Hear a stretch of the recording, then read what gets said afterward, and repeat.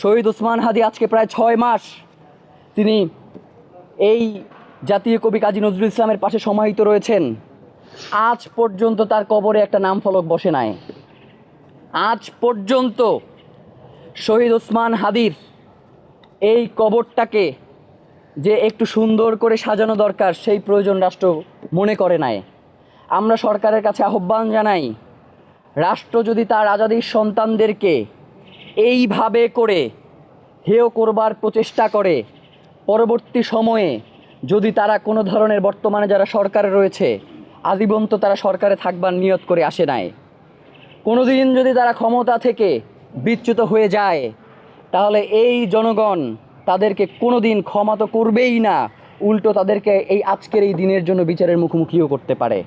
সুতরাং অতি দ্রুত যাতে ওসমান হাদির কবরকে, এবং আরেকটা ব্যাপার দেখেন, ওসমান হাদিরে কোনোভাবেই তো তারা বাঁচাইতে পারে নাই, কিন্তু ওসমান হাদির মৃত্যুর পরে তার নিরাপত্তা নিয়ে রাষ্ট্রের মারাত্মক ব্যাপার স্যাপার। তার লাশটা কোন রাস্তা দিয়ে আসবে সেটা আমরা পর্যন্ত জানি না। আমরা জানতেছি যে তার লাশ আসতেছে শাহবাগে, গাড়িতে উঠবার পর দেখতেছি যে তার লাশ যাইতেছে হৃদরোগ ইনস্টিটিউটে। আবার তার কবর খুলে দেয়া হচ্ছে না। তার কবরে এখন নিশ্চিদ্র নিরাপত্তা দরকার, কিন্তু যখন শহীদ ওসমান হাদিকে এই রাষ্ট্রের প্রয়োজনে বাঁচিয়ে রাখবার দরকার ছিল তখন সরকার তার নিরাপত্তা নিশ্চিত করতে পারে নাই।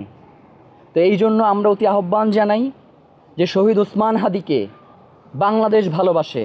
শহীদ ওসমান হাদি এই বাংলাদেশের স্বাধীনতা সার্বভৌমত্বের অতন্দ্র প্রহরী। সুতরাং তাকে যদি আমরা তার যথাযথ সম্মান প্রদর্শন করতে না পারি তাহলে বাংলাদেশের স্বাধীনতা সার্বভৌমত্ব দিল্লির কাছে আমাদের বর্গা দেয়া ছাড়া আর কোনো উপায় থাকবে না। এই জন্য বাংলাদেশের দেশপ্রেমিক, বাংলাদেশের স্বাধীনতাকামী জনগণকে আহ্বান জানাই, তারা যাতে শহীদ ওসমান হাদির খুনের ব্যাপারে তাদের জায়গা থেকে সর্বোচ্চ প্রতিরোধ করে এবং আগামী শুক্রবার দেশব্যাপী তারা যাতে এই বিক্ষোভ নিয়ে রাস্তায় নেমে আসে, এজন্য আমরা বাংলাদেশের প্রত্যেকটি জনগণকে আহ্বান জানিয়ে আজকের মতো আমাদের এই প্রোগ্রাম শেষ করছি।